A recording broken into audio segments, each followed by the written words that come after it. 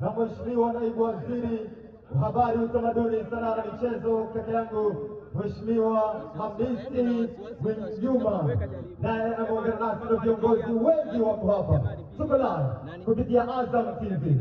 Kwa sasa tunaenda pia kupata burudani kutoka kwa mmoja kati ya makundi ambayo yanafanya vizuri sana kwenye ulimwengu wa utamaduni kutokea Tanzania. Hivi sasa kwenye stage, mabibi na mabwana, macho yote kwenye screen.